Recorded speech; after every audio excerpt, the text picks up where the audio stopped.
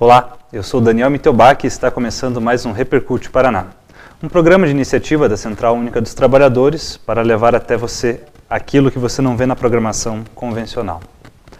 Durante todo o ano passado, entidades que defendem a classe trabalhadora estiveram mobilizadas em torno de um objetivo comum, o de barrar o projeto de lei 4330, que escancararia as terceirizações e a precarização do trabalho no Brasil. Com a pressão dessas entidades, a tentativa acabou engavetada. Contudo, neste ano a guerra ganhou um novo campo de batalha, o Poder Judiciário.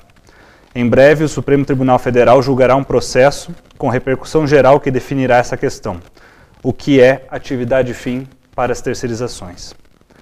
Para falar sobre as sucessivas tentativas de escancarar as terceirizações e as consequências disso para a classe trabalhadora, contamos hoje em nossos estúdios com a presença do advogado Ricardo Mendonça e também com o presidente do Sindipetro Paraná e Santa Catarina, Mário Dalzotti. Mário, Ricardo, sejam muito bem-vindos conosco aqui no Repercute Paraná. Obrigado.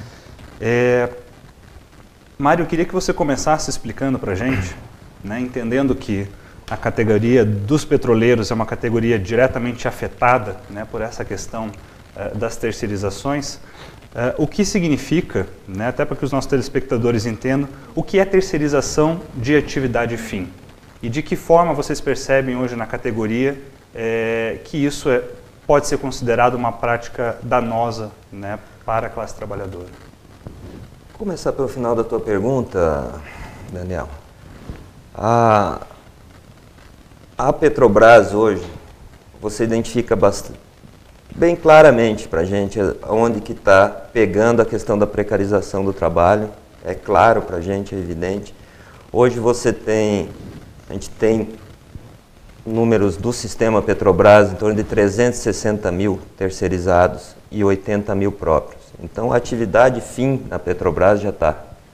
O conceito de atividade fim, doutor, já está praticamente, a terceirização já entrou. Por mais que a gente tente via judicial fazer, ela está naquelas 17 mil ações paradas lá que não conseguem se desenrolar, E por isso que traz uma preocupação maior quando o STF coloca como repercussão geral que ele irá decidir, ou que pode ser que seja decidido contrário ao que a gente vem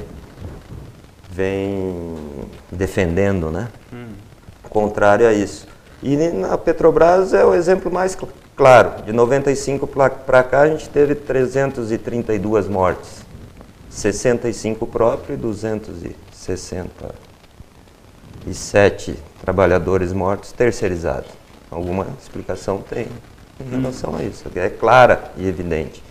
E no dia a dia do trabalho é normal, A gente vê claramente o trabalho diferenciado, como é precário o treinamento do trabalhador terceirizado, o rodízio de mão de obra muito grande, fica sem a especialidade. A gente vê contratos que se renovam ano a ano, normalmente com salário menor, porque diminui o preço daquela contratação para fazer o mesmo trabalho, aí ou o trabalhador sai fora, vai procurar outra coisa, o terceirizado, ou ele se sujeita a ganhar menos. Sujeitando a ganhar menos, ele vai provavelmente trabalhar a menos também. Não procura aquela especialização, não tem o treinamento necessário, está mais sujeito aos acidentes e a qualidade do serviço que reduz bastante também.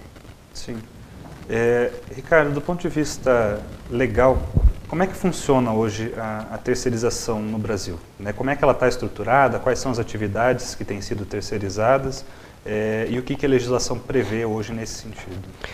Eu acho que é importante estabelecer um marco bem claro, Daniel, que é a terceirização no Brasil, como na maior parte do planeta, a exemplo do que dizia o Mário, é um fenômeno que principia já na década de 90 e que se enraiza de alguma maneira ou em alguma medida entre nós. Hoje nós temos cerca de 1/4 da mão de obra formal empregada nessas condições enquanto terceiros. No direito brasileiro, a gente tem a certeza de que a terceirização, como regra, não é admitida. Essa é a posição que há muito tempo já o TST vinha ponderando, já no início da década de 80 assim dizia, quando afirmava, por uma súmula que tinha, que terceirização no Brasil não podia, à exceção de duas hipóteses, só nas hipóteses de trabalho temporário e na hipótese da terceirização de serviço de vigilância, que demanda conhecimento técnico específico, formação qualificada, manejo de arma de fogo, enfim, transporte de valores e guarda de bens. Né? Então, nessas duas hipóteses, nas hipóteses das leis 6.019 e 7.102, nós admitimos terceirização, mas são atividades pontuais, específicas e em ocasiões também particulares, no caso do trabalho temporário. Então, essas eram as hipóteses. De resto, nós não admitíamos a terceirização como regra. E é muito fácil entender por quê. Já há algum tempo nós abandonamos a ideia de mercantilização da mão de obra. Né? Em todos os cantos do planeta em que o Estado Social é uma regra, nós não entendemos mais a possibilidade do cidadão vender propriamente a sua mão de obra de maneira a não ter garantias de direitos fundamentais e garantias constitucionais que lhe deem dignidade. Então, entre nós a regra é a mesma. A relação é bilateral, é aquela que nós concebemos bem do direito do trabalho, do indivíduo que presta serviço de forma pessoal, habitual, onerosa e subordinada para alguém que emprega. Então, essa é a regra. Então, partindo dessa premissa, a terceirização entre nós tem que ser tomada como exceção. Claro, com o tempo, o TST, em certa medida, hermeneuticamente, para dizer uma palavra um pouco menos complexa, né, interpretando o direito, começou a admitir outras hipóteses de terceirização que não as que eu falei antes. Né? Então ele disse o seguinte, não, terceirização de fato, como regra, e especialmente no que se concebe a atividade fim da empresa, não pode. Tá? Salvo trabalho temporário, salvo vigilância. Também não pode a terceirização em atividade meio como regra disseminada se houver uma prestação de serviço pessoal e subordinada para o tomador do serviço. Então, mesmo no âmbito da atividade meio, aquele que toma o serviço, ele não pode simplesmente chegar, usar uma terceira pessoa, uma pessoa jurídica interposta, a gente chama, para tentar camuflar a existência de um vínculo de emprego. Quer dizer, ele não vai poder continuar dando ordem para aquele prestador de serviço, ele não vai poder exigir que seja o fulano e não o beltrano.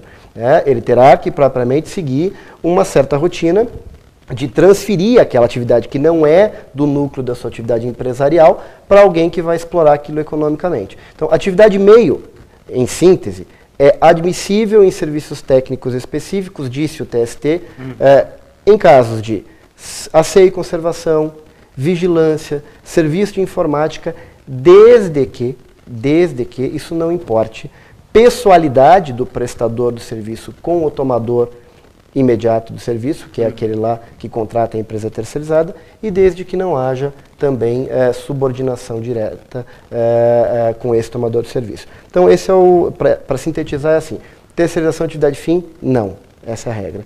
Terceirização e atividade meio, sim, desde que não haja pessoalidade de subordinação, passou a admitir o TST em meados da década de 90, dentro daquele contexto neoliberal que se viu no Brasil na década perdida. Mário, ainda sobre a questão da realidade de vocês na Petrobras, dá para dizer, por esse quadro que você passou para a gente, a quantidade, né, a simples comparação da quantidade de empregados terceirizados e empregados próprios da empresa, essa prática recorrente de ampliar, né, o número de terceirizados. Além dessa questão, né, por exemplo, da comparação das mortes e tudo mais, quais outros dados o sindicato tem levantado, né, com relação a acidente, salário, enfim, quais são as diferenças que também aparecem aí entre um vínculo de trabalho e outro? Então, a questão da precariedade está bastante clara por conta daquilo que eu falei. Hoje nós somos 80 mil próprios, 360 mil terceirizados no Brasil inteiro. A gente vê bem, especificamente bem claro isso numa plataforma, por exemplo, essas novas que estão aparecendo, elas são operadas 100% terceirizadas. Só por ali você vê que o regime de trabalho deles é 14 por 14 dias, por exemplo. Trabalha 14 dias, folga 14 dias. O trabalhador Petrobras próprio trabalha 14 e folga 21. Então, por aí você já vê uma grande diferença entre condições de trabalho. Outro exemplo que a gente pode dar é a evolução do quadro próprio da empresa. O Dr. Ricardo falou na década perdida, né? 90, 2000 e considerar 2002, a gente teve 6 mil contratações por concurso na Petrobras. Pós 2002, a gente teve 36 mil. E mesmo assim a empresa cresceu bastante. Então a gente não está à vontade para dizer que está sendo reposto na velocidade que a gente gostaria, mas está sendo reposto e a gente tem brigado por isso. Algumas atividades a gente conseguiu, na nossa base mesmo, conseguiu voltar a primeirizar, né? Algumas trabalham um trabalho que a gente não considerava tanto fim, mas para a gente era fim, a empresa não considerava, ela terceirizou esses postos e a gente conseguiu recuperar como atividade primeirizada na empresa. E é isso que a gente vem lutando. A gente enfrenta um trabalho muito grande, né? A gente percebe isso no dia a dia da manutenção em todas as nossas unidades, onde a precarização é enorme, a qualidade do serviço é muito baixa por falta de especialidade. No caso, onde tem especialidade, a gente até compreende às vezes, mas não tem essa especialidade, não dá tempo de formar essa especialidade, né? A gente tem muitas vezes um fiscal de contrato, apenas petroleiro, e todo o serviço sendo feito por terceirizados. Então é complicado. A gente não tem, não consegue identificar onde que a empresa ganha às vezes, né? Como que a empresa, a Petrobras, está sendo beneficiada com isso. O custo é muito alto disso, tem resserviço, né, na maior parte desses trabalhos. Então a gente tem avançado em algumas questões. No acordo coletivo do ano passado, a gente conseguiu colocar no nosso acordo dos trabalhadores próprios a questão de um fundo garantidor, que pelo menos combate a precarização no que tange a final de contrato, que normalmente essas empresas dão calote nesses trabalhadores. A gente conseguiu colocar isso, que uma parte do valor do contrato seja separada já no início para garantir o pagamento das verbas rescisórias, se for o caso, ou que a empresa vá mal, que antes não tinha. O calote fica muito evidente, né? A gente, seguido, tem que entrar em contato com os trabalhadores que são representados, terceirizados são representados por outros sindicatos.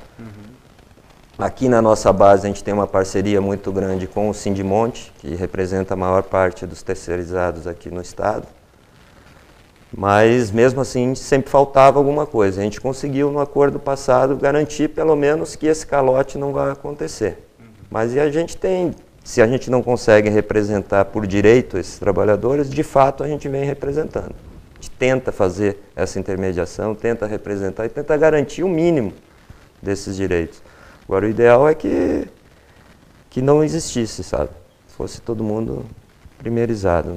A gente sente bastante. Eu acho que muitos dos acidentes que acontecem hoje é por essa falta de qualificação, mesmo, essa precarização de mão de obra causada pela terceirização.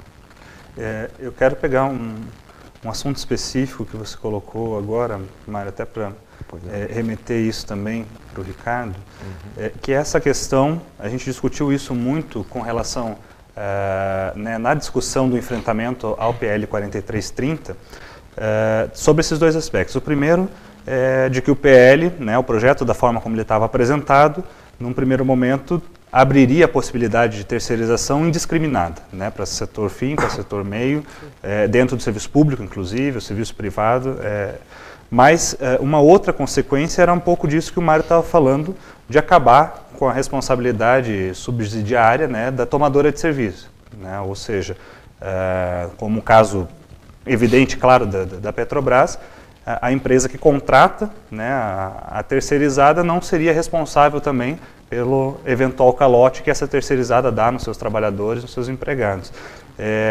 E de que forma, por exemplo, o julgamento dessa ação pode, de alguma forma, mexer nessa interpretação que já se tem hoje, dessa corresponsabilidade entre tomadora de serviço e prestadora de serviço?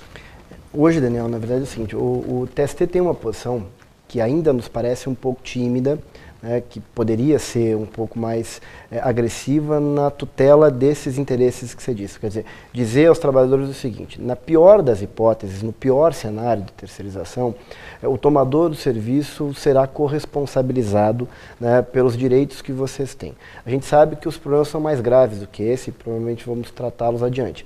Mas nas ações judiciais, o TST vinha se posicionando no sentido de dizer o seguinte, o tomador do serviço, né, no pior cenário, será responsável subsidiário pelo pagamento ou pelo cumprimento dos direitos que, porventura, não sejam cumpridos. O que isso significa? Significa, na prática, que se a empresa terceirizada não cumprir as suas obrigações, esgotadas todas as tentativas disso, aí sim você responsabiliza a empresa tomadora do serviço. Tá? O que, propriamente, nesse julgado no STF se discute? A discussão antecede a questão da responsabilização. Antecede por quê? Porque o que se debate no Supremo Tribunal Federal, basicamente, é se essa interpretação que o TST empresta hoje à terceirização no Brasil, se ela ofende ou não ofende um princípio constitucional, teoricamente, de liberdade ampla de contratação.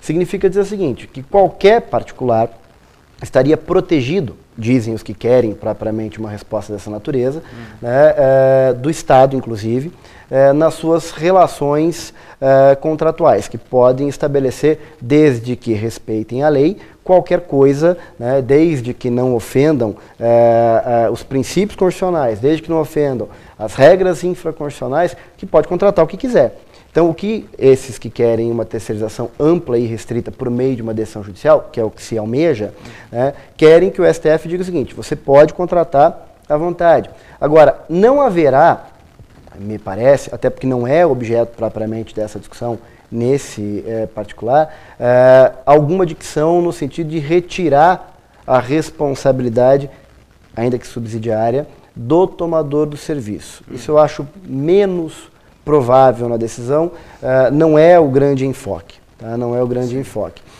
No projeto, no 4330, no PL 4330, que vocês conseguiram, com bastante luta, evitar o pior, né, nós tínhamos realmente um cenário bastante catastrófico no sentido de subtrair essa responsabilidade. Que é o que o STF já fez com a administração pública, em alguma medida, quando disse o seguinte, que o artigo 74 da Lei 8666 é constitucional e permite sim, né, porque essa dicção é a literalidade desse artigo, que a administração pública terceirize e que ela não seja responsabilizada, nem subsidiariamente, caso a empresa terceirizada não cumpra as suas obrigações.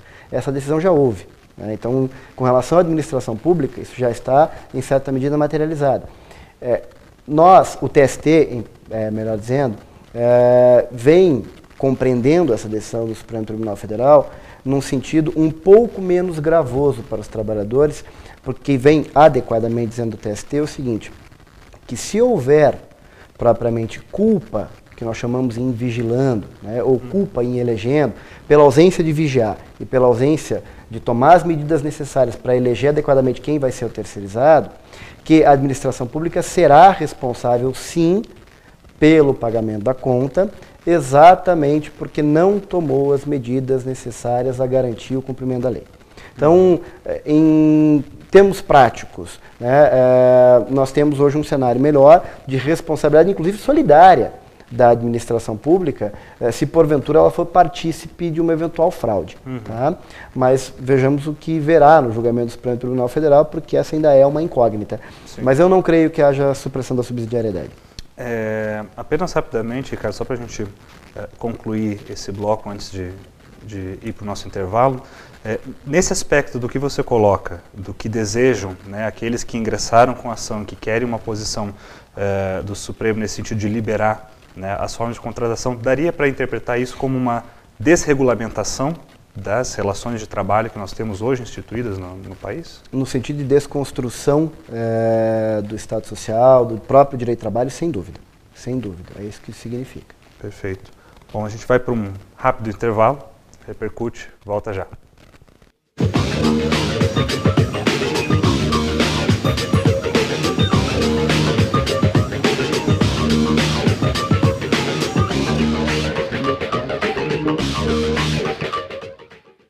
Eu estou aqui para falar sobre algo muito grave. Há no Congresso Nacional um projeto de lei que pretende regulamentar a terceirização do trabalho no Brasil. A terceirização acontece quando o trabalho de alguém é vendido por um intermediário que lucra com isso. O resultado é prejudicial para todos, pois os trabalhadores perdem direitos e garantias conquistados com anos de lutas. Você sabia que as maiores vítimas de acidentes de trabalho no Brasil são os trabalhadores terceirizados? Além disso, a terceirização existe para que a produção fique mais barata, o que pode acobertar o trabalho escravo. Há algo errado quando uma grande marca ou uma empresa rural resolve terceirizar suas atividades. Pense bem, não se engane. Atrás do discurso de modernização da indústria e do campo estão as piores formas de exploração do trabalho humano. A prática da terceirização pode estar associada a uma realidade muito mais sombria do que parece. Um produto na prateleira pode esconder uma triste realidade de exploração de um trabalhador. É este o Brasil que você quer para as futuras gerações? Eu digo não para a terceirização. Eu digo não para a terceirização.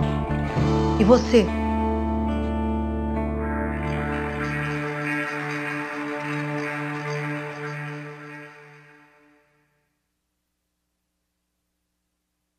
Acredite em mim, Cristina. E por favor, me aceite. E antes do que imagina, vai ter a sua... Ô pai, que horas começa o futebol? Não era às 9? Antigamente era às 9, mas agora é depois da novela. Novela? Por quê? Porque a emissora da novela vai transmitir a partida e ela determina que o jogo comece depois da novela.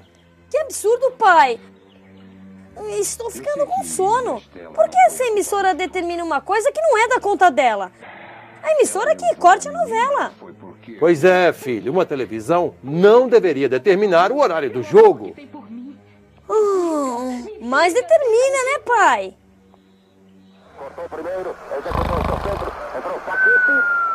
A concessão de canal de televisão é pública. Uma emissora de TV deveria servir ao interesse de todos e não o contrário. Por isso quero falar também.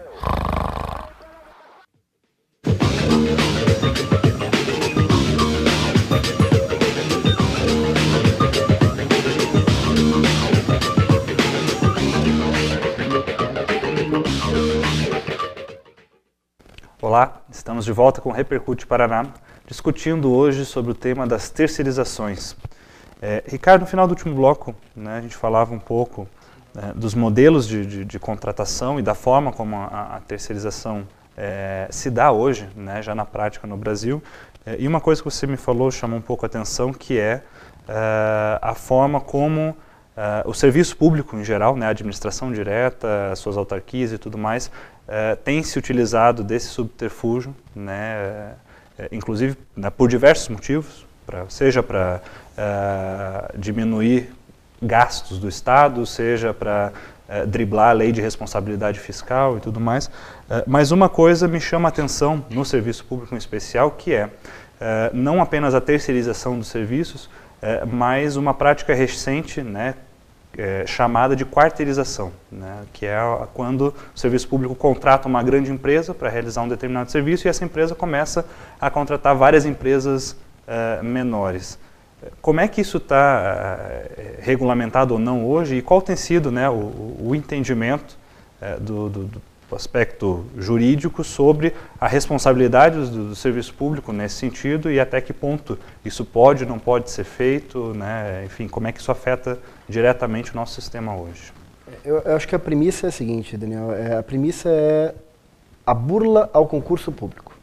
Esse é o grande cenário, né? Uma violação ao princípio fundamental, que é o princípio da impessoalidade, né? Hoje, a administração pública tem se utilizado, você tem absoluta razão, da terceirização como uma ferramenta que permite, né, não só viabilizar um custo menor, não só evitar concursos públicos e admissão de servidores públicos estatários que terão garantias, né, um bocado mais rígidas, típicas do direito administrativo, mas, por outro lado,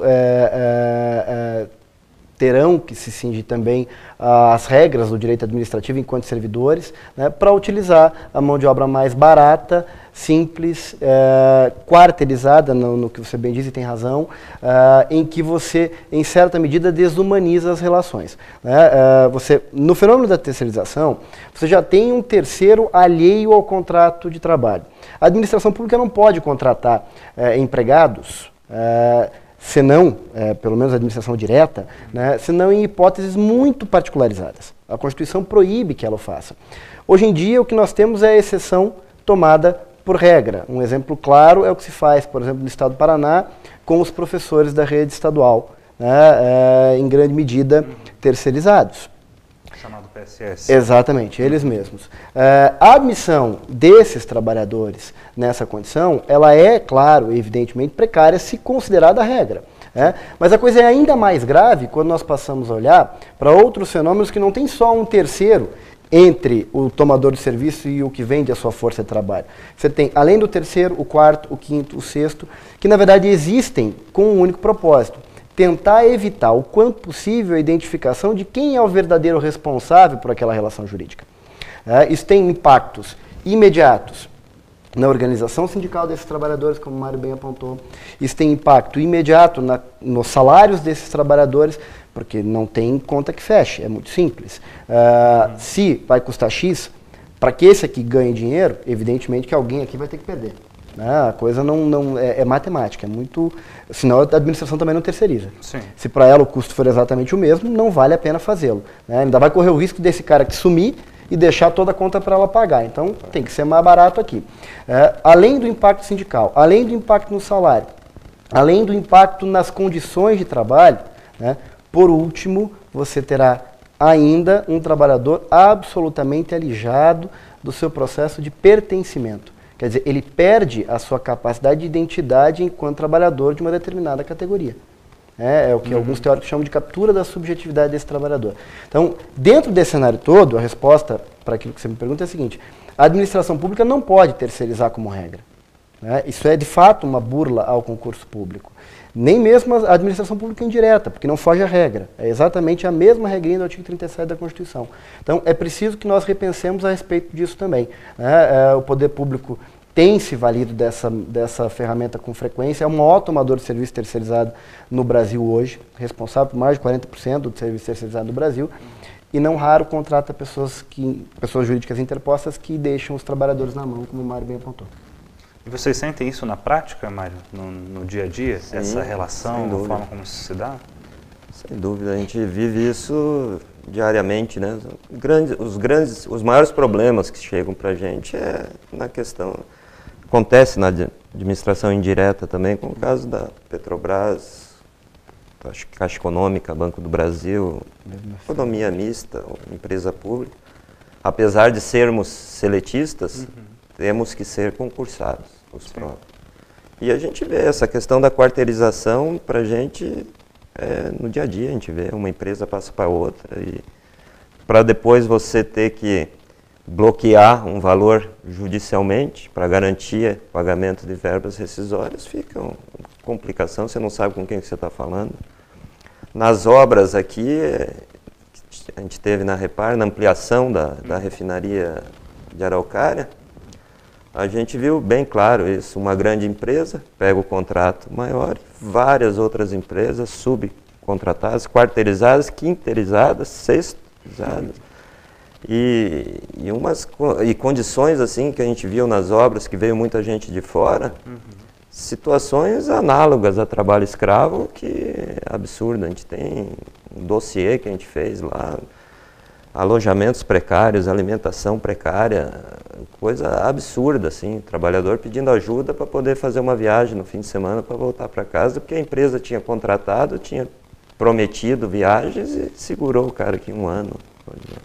E nas próprias relações de trabalho entre os trabalhadores contratados diretos e os terceirizados, existe esse apartheid, essa sensação de diferença entre quem é empregado próprio e quem é claro, é evidente isso, evidente. Até na subordinação, você tem, a diferença é um crachá, o próprio tem um crachá verde, o outro já tem um crachá amarelo. A gente está vivendo isso na prática agora, nesse instante, na Repar. Estão passando, alguns trabalhadores não entrar pela porta principal da refinaria, estão tendo que entrar por um portão lateral, onde quem vem de ônibus tem que andar da BR até a entrada, 1 quilômetro, cerca de 1 quilômetro mais ou menos, a pé. Já teve assalto, já teve até o estacionamento mesmo diferenciado, já assaltaram carros e tudo mais, está vivendo isso hoje. Nem passar. Só voltando à questão das obras, aquilo foi bem emblemático aquilo, sabe? A gente denunciou o Ministério Público, algumas vezes autuou isso, verificou, melhorou essas condições, mas foi... eu não sei se tem um histórico, até o doutor Ricardo pode ver isso, mas acho que as principais denúncias de trabalhos análogos ao trabalho escravo é com relação a terceirizados de empresas públicas, que a gente tem visto, acompanhado nos noticiários.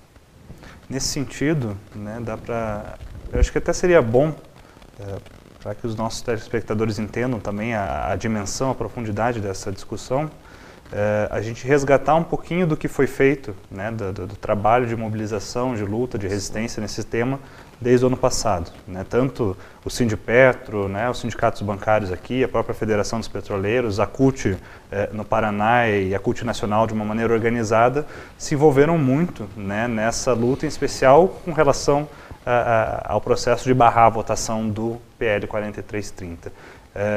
Além disso, né, Mário, retoma um pouquinho para a gente como é que foi essa luta e como é que as coisas têm se desenrolado do final do ano passado para cá.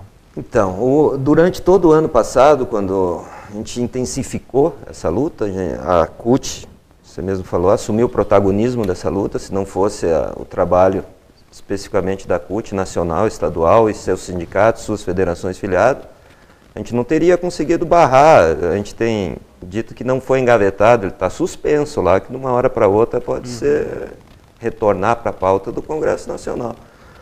Então, esse protagonismo da CUT, da Federação Única dos Petroleiros, demais federações, sindicatos e tudo mais, nosso sindicato participou ativamente disso, foi essencial para ter segurado. A gente fez várias mobilizações no Congresso, a gente fez, muita discussão, muita audiência pública, a gente levou esse debate para a sociedade, fizemos audiência pública nas câmaras de vereadores, nas assembleias legislativas dos estados, fizemos no Congresso Nacional, tentamos conversar com deputados de todos os partidos, tentando sensibilizá-los, levando esses exemplos dos acidentes, dessas condições subhumanas, muitas vezes, das condições de trabalho desses trabalhadores terceirizados. Eu acho que foi bastante efetivo e foi primordial essa mobilização que a gente fez para conseguir suspender esse processo no Congresso Nacional. Participamos ativamente disso. E, Ricardo, uma das grandes parceiras nessa discussão, né, desde quando começou de fato, entrou na pauta a discussão do PL 4330, as entidades se mobilizaram e tal, mas em especial, né, a Associação Nacional dos Magistrados da Justiça do Trabalho, a ANAMATRA, se envolveu diretamente também nesse debate. E agora, nessa discussão do STF, né, a gente tem também informação de que vocês, né, pelo escritório aqui, pelo Declatra, protocolaram o pedido da participação no julgamento representando a ANAMATRA. Quais são as situações, né, que vocês vão levar para esse debate, né, que vocês devem explicitar nesse processo de defesa? Daniel, a situação é assim, até vai fazer um pouco de coro com o que o Mário dizia agora. De fato, a ANAMATRA, nesse processo do PL 4330, teve uma participação também significativa e importante, em conjunto com os trabalhadores. Né? A ANAMATRA somou esforços para tentar demonstrar, na prática, o quão preocupante é a terceirização. Ela é o ataque mais vil e que tem o maior potencial lesivo para os direitos dos trabalhadores. Ela pode significar a desconstrução de 70 anos de história da construção dos direitos dos trabalhadores no Brasil. É isso. Em síntese, o que quer significar a terceirização, dentro desse fenômeno que eu chamo de desumanização da relação de emprego, é tratar sempre as pessoas por trás de pessoas jurídicas. Nós voltamos a um momento pré-Estado Social, em que vale tudo, que as forças do mercado é que teoricamente vão regulamentar as relações interpessoais. A figura do empregado PJ vai voltar a ser uma figura corriqueira. A famosa figura do empregado PJ vai ser algo frequente, o indivíduo que está hoje empregado, que tem lá direito a férias, 13º, fundo de garantia, proteção contra trabalho análogo escravo, que tem proteção no ambiente de trabalho sadio, que tem o direito em caso de acidente ou em caso de adoecimento, ser propriamente amparado pela autarquia federal, que é o INSS. Tudo isso sucumbe, tudo isso deixa de existir. Então, dentro desse cenário, vocês, a CUT, os trabalhadores e a ANAMATRA tiveram uma importância significativa na resistência ao PL 4330, que é o que há de mais nefasto. O ataque mudou propriamente de poder, né, e agora se dá no âmbito do Supremo Tribunal Federal.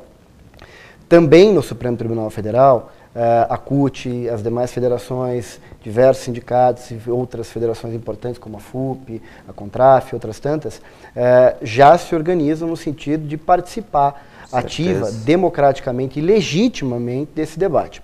A ANAMATRA também o fez, nos contratou para que nós apresentássemos ao Supremo razões pelas quais o Supremo precisa entender bem o que pode significar uma decisão que permita a terceirização desmedida e sem qualquer espécie de controle. Alguns argumentos que nós já apresentamos lá, que me parece que são muito significativos, porque a ideia é realmente inundar o Supremo Tribunal Federal com a realidade do que é a terceirização, é desmistificar alguns discursos que tentam dar forma de modernidade, contemporaneidade para a terceirização. É um fenômeno tão antigo quanto é a exploração do trabalhador, né? Ele não tem nada, absolutamente nada de novo.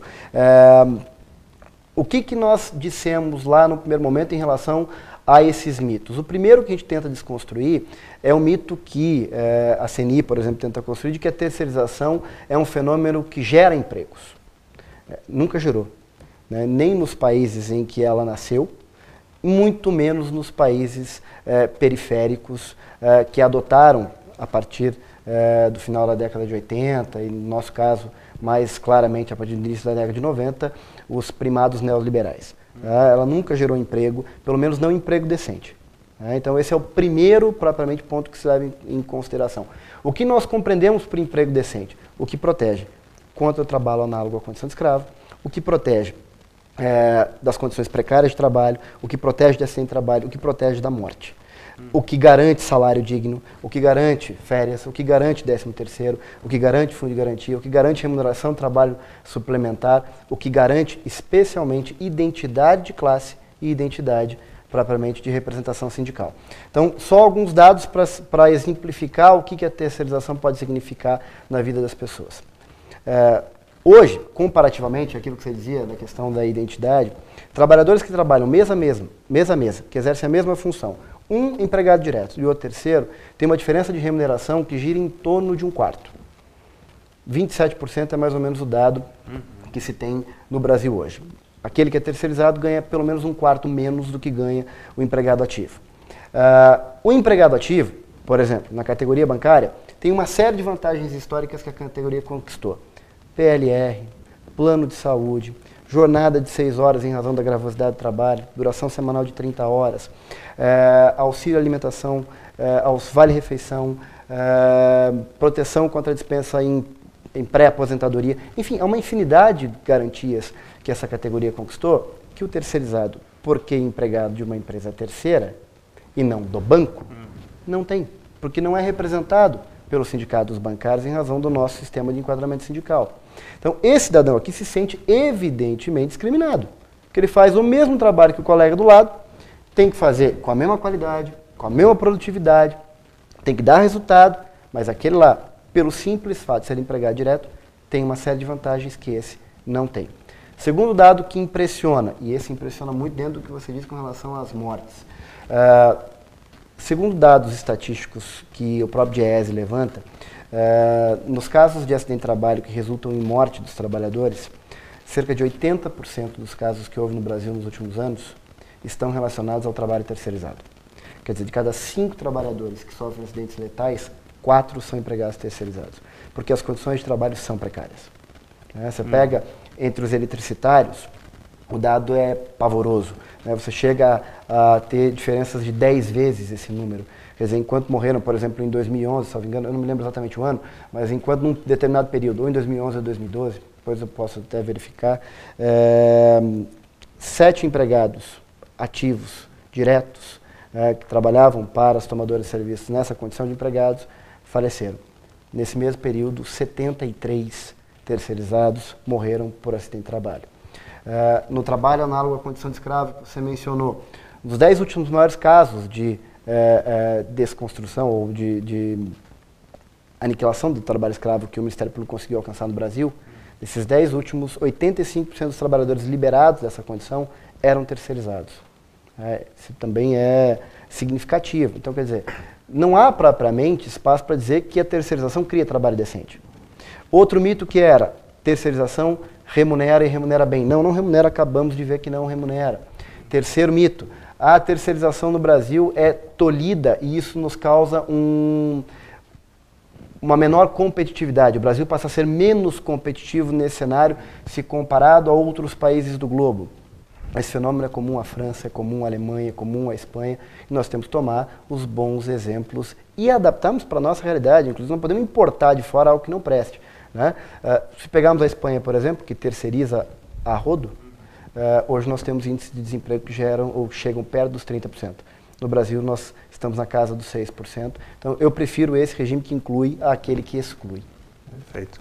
A gente vai fazer mais um rápido intervalo e depois voltamos aí para o nosso último bloco, né, para tentar fechar essa discussão, deixar talvez algumas coisas mais explícitas do que a gente já deixou até esse momento. Repercute, volta já.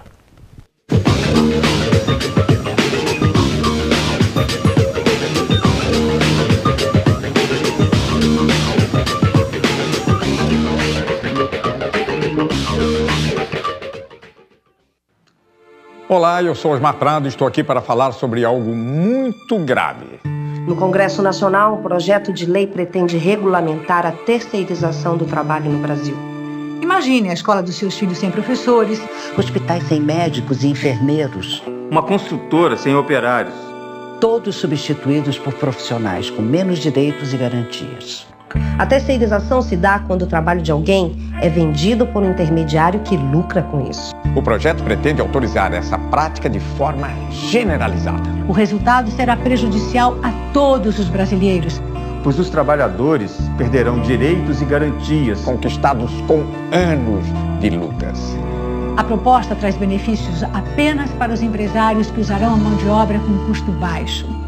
Basta lembrar que os maiores índices de acidentes de trabalho que hoje ocorrem no Brasil atingem os trabalhadores terceirizados. Caso ocorra a aprovação desse projeto, teremos redução dos atuais salários e empresas sem empregados. Pois todos serão terceirizados.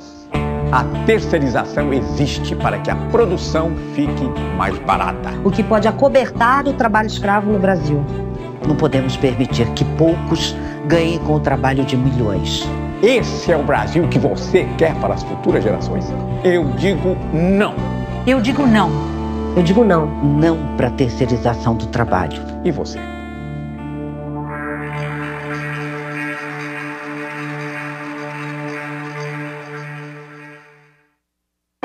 Ouvimos muito sobre a violência contra a mulher, mas não falamos nada. Ouvimos mentiras sobre a luta do trabalhador, mas não falamos nada. Ouvimos sobre desigualdade social, mas não falamos nada. Ouvimos sobre a falta de democracia nos meios de comunicação, mas não falamos nada. Ouvimos muito e não podemos falar. Espera aí, eu também quero falar. Comunicação para todos. Quero falar também.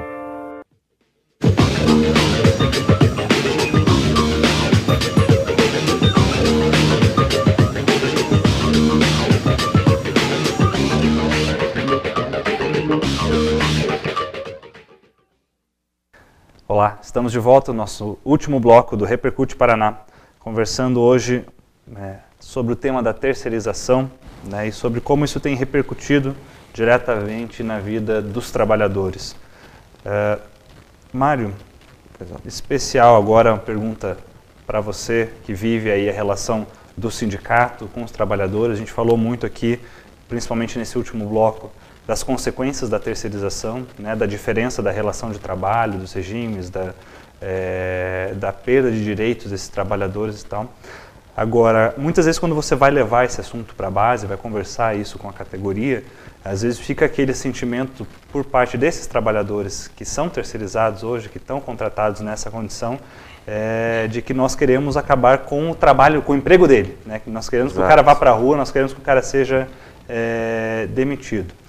E na verdade não é isso, né? Não é esse o debate que nós fazemos, mas como os sindicatos petroleiros e as entidades sindicais de forma geral têm dialogado com esses trabalhadores para explicitar esse tipo de situação? Então, da mesma forma que eu estava falando antes, que a gente não representa por direito, mas de fato a gente representa. Então eles reconhecem o nosso sindicato como uma entidade séria, que está comprometida com a causa do trabalhador como um todo, não só o próprio. E a gente procura passar isso, procura dar todo esse apoio, que muitas vezes ele não consegue esse acesso, essa briga, essa luta, né, para melhorar as condições de trabalho dele, não consegue via o próprio sindicato, por mais forte que seja, mas procura a gente tem bastante respaldo. É difícil de fazer essa abordagem que a gente faz contra. Eu sempre falo nas assembleias e coisas, a gente não é contra o terceirizado, a gente é contra a terceirização. A terceirização que precariza, a terceirização que deixa essas condições desiguais, onde trabalham lado a lado e como o doutor falou, com muitos direitos, outros com menos direito, ou com quase nada de direito, perdendo várias coisas, PLR, plano de saúde e tudo mais, trabalhando lado a lado e muitas vezes muito mais cobrado. Aquele trabalhador que não tem as garantias de você ter que, para você ser mandado embora, você precisa montar uma comissão, é muito mais difícil mandar um trabalhador próprio embora, e aquele lá paga a multa do fundo de garantia, quando paga, e manda embora. Então é difícil de você colocar essa questão da terceirização e mobilizar esse trabalhador terceirizado, porque ele enxerga que você está querendo acabar com o emprego dele. No debate do PL no ano passado, a gente via muito isso.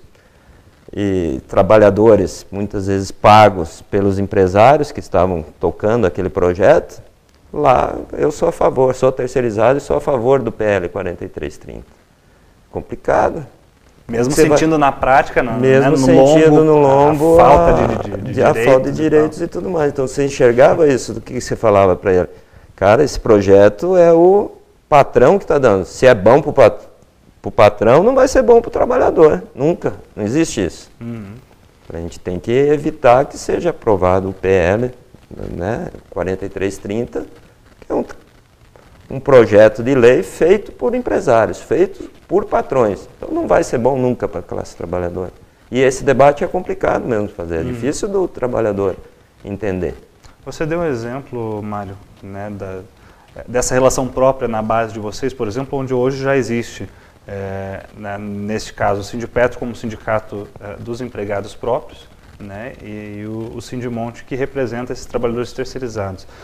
Para além disso, quais são, quão maléfico é o processo da terceirização para a organização dos trabalhadores, para a organização da luta sindical? Ela procura dividir também. Tem essa questão. A gente falou do Sindimonte, que é um sindicato mais próximo a gente, que a gente faz bastante ações junto, a gente procura estar do nosso lado, é um sindicato cultista também, que a gente sempre procura estar trabalhando lado a lado. Mas dentro da própria refinaria, né, falando aqui de Araucária especificamente, apesar da nossa base ser Paraná e Santa Catarina, mas dentro da própria refinaria tem diversos outros sindicatos. Muitas vezes a empresa ganha e não tem uma exigência de quem vai ser a representação, e ela procura sindicato dos metalúrgicos lá do Rio de Janeiro, por exemplo. Onde o acordo coletivo ou a convenção coletiva é melhor, ela procura adaptar. Sindicato, você tem ali sindicatos farmacêuticos, sindicato metalúrgico de fora, daqui também. Muitas vezes onde ela procura adaptar, onde tem menos direitos, menos reconhecimento, e joga o preço lá embaixo para ganhar uma licitação, e obviamente vai contratar a preço mais baixo. A gente tenta interceder nisso, Mas daí depende de uma demanda judicial e quando for ganhar a empresa já faliu, já deu calote nos trabalhadores, você não cobra nunca mais. Quer dizer, a velha estratégia de dividir para conquistar. Exatamente. Ricardo, vou tentar... Eu não tem como fazer essa pergunta sem te colocar numa saia justa, mas... vamos lá. Em caso, né, de uma nova vitória dos trabalhadores com relação agora à ação a ser julgada no STF, o que a gente pode esperar para esse próximo período? Né? Dá para esperar aí que baixe um pouco a poeira, que esse assunto fique deixado um pouco de lado, ou você acha que a gente sofre risco de novos atentados, talvez em outras frentes, em outras esferas, principalmente, né, agora que nós estamos vivendo um momento eleitoral, sabemos que a administração do nosso país, a representação no Congresso pode ser alterada significativamente. O que a gente pode esperar nesse próximo período? Você não me deixa em saia justa não, você me deixa bem confortável, Daniel.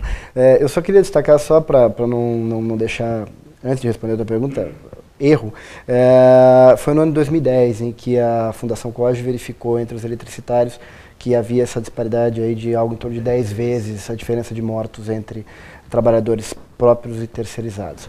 Veja, eu não tenho dúvida que o ataque não cessará, tá? Inclusive no âmbito do Poder Judiciário já há outro, né? Os proprietários de grandes latifúndios do Brasil, o pessoal do agronegócio já promoveu uma ação agora em seguida a essa repercussão geral que houve no recurso no Supremo Tribunal Federal, uma ação lá também no Supremo Tribunal Federal que nós chamamos de ADPF, que é uma ação de descumprimento de preceito fundamental.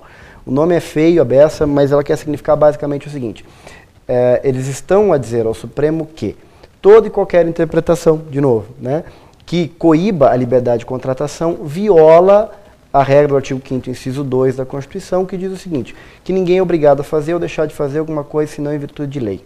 E eles pediram propriamente ao Supremo Tribunal Federal que concedessem liminarmente a proibição de qualquer interpretação que impusesse propriamente limite à terceirização. Essa ação já foi distribuída, não houve decisão a respeito de liminar. A exemplo do que há naquele recurso, todas as instituições que tenham interesse direto, que tenham relevância temática com relação à terceirização, poderão também se apresentar para poder dialogar, se o Supremo assim julgar necessário, é importante frisar também, mas o ataque já há.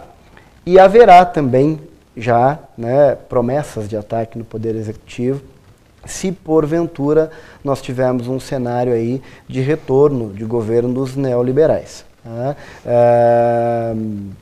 Num programa de governo há menção clara ao fenômeno de terceirização enquanto ferramenta propriamente de modernização, de garantia de suposta maior competitividade para o país, e crescimento e incremento de renda. Isso é uma mentira das mais escancaradas que a história tem mostrado nos últimos 20 anos, só aqui no Brasil. E não é uma peculiaridade desse programa da Marina Silva, para ser bem claro e específico, é também uma pauta do programa do Aécio Neves, está lá escancarado no programa deles, e seguirá propriamente uma rotina de ataque por meio do legislativo, quer dizer, reforçará a ideia da necessidade de um projeto de lei tal qual o 4330, no sentido de permitir uma maior flexibilização das relações de emprego por meio da terceirização. Perfeito. Por fim, Maria, ainda queria aproveitar, né, a tua presença aqui. A gente tem visto, né, principalmente agora nesse período eleitoral, a Petrobras ser manchete, ser capa de jornal, pelo menos, né, aí nos grandes conglomerados de comunicação, que nós sabemos são empresas de comunicação e, né, defendem os seus próprios interesses. Qual tem sido a postura, em especial, dos petroleiros, da Federação Única dos Petroleiros, no sentido da defesa da empresa, né, porque várias vezes já foram às ruas, já se manifestaram sobre isso, e quais são as intenções, né, por trás dessa série de ataques que a Petrobras vem sofrendo? Esse ataque que a Petrobras vem sofrendo, e não é de agora, já tem algum tempo já, e na campanha anterior a gente viu isso também, em 2010, de utilizarem muito a Petrobras. Não é à toa, a Petrobras que gera mais emprego, né, é uma potência hoje, com o pré-sal detonando. É uma das empresas de petróleo do mundo que mais tem reservas hoje, graças à mudança na legislação, teve para o regime de partilha. Isso incomoda muitos empresários poderosos, muitas empresas multinacionais poderosas de petróleo, nesse ramo, que patrocinam guerras no Oriente Médio, tudo isso. Essas empresas foram contrariadas. Tem um interesse norte-americano, a gente sabe, ele sempre participou de todas as guerras por petróleo, e o Brasil tem a maior reserva de petróleo já descoberta nos últimos tempos aí, para explorar, não da forma que eles gostariam, que passando recursos para eles, e sim recursos para a saúde, educação, e tudo que eles não querem. E essa mídia a gente vê claramente que está do lado. Aí aproveita casos de corrupção, casos antigos também, que são descobertos, são investigados, diferente de outros governos, que engavetavam os processos. Nesse caso, deixa investigar e, se Deus quiser, vai ter punição para esses corruptos. A gente quer saber também, não só a questão de quem se corrompe, do corrupto, mas quem estava corrompendo. Isso é importante a mídia divulgar. Não sei se vão ter coragem de divulgar quem que estava corrompendo esses corruptos. E dizer que com esse debate todo, a gente vai defender nossa empresa. Assim. A empresa é muito maior que esses corruptos que estão fazendo. Tem que ser provado, tem que ter o direito de defesa. Se tiver, tem que ser punido mesmo. Não simplesmente proteger como era antigamente. Hoje eu tenho certeza que com a gestão que está no governo federal, não vai deixar passar impune essas pessoas que foram pegas nessa questão de corrupção. Isso a gente não defende nunca. Agora a empresa a gente vai defender, porque o ataque está sendo a empresa, a gestão que está muito eficiente. Só ver quanto que valia a Petrobras antes da era do governo Lula, quanto que está valendo hoje. Até 2002 a empresa estava sendo preparada para privatização. Ela estava sendo fatiada para ser vendida. Depois que o governo Lula começou a contratar mais gente, ela teve um fortalecimento enorme a Petrobras, e a gente que entrou, vivenciou aquele período neoliberal, da gestão neoliberal do FHC, como eu tenho 21 anos de empresa, vivenciei aquele período e vivencio hoje, muito diferente a empresa. Tanto para os seus trabalhadores. Temos problemas? Temos problemas ainda. Essa questão da terceirização é uma coisa que a gente está enfrentando, mas está muito melhor administrado, e a gente vai fazer a defesa, sim, da Petrobras. Não vamos passar a mão na cabeça do corrupto. Só que também não vamos cair nessa questão que a mídia está colocando diariamente aí, como o melhor é vender a Petrobras, por exemplo, como é o programa que o Ricardo falou muito bem aí, dos outros 2 principais candidatos aí. Bom, eu queria agradecer, né, por esse esclarecimento também, né, nesse ponto. Com essa questão a gente vai encerrando o nosso programa. Agradeço, Mário, agradeço, Ricardo, pela participação de vocês. Conta com a gente. Muito obrigado você que nos acompanhou, e até o próximo programa.